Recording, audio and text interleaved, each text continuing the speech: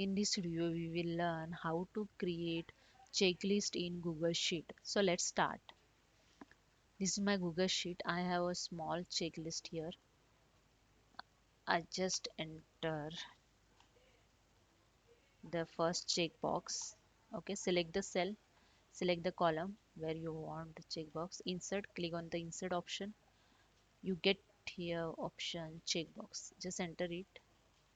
Okay, now here I'm enter the if function, if tab, then select the checks box is equal to true, comma, double quote. Okay, then enter the done, then double quote, comma, double quote, enter the pending, then double quote, bracket close, enter. Okay, now just drag this formula in other cells also. Okay, you just drag it.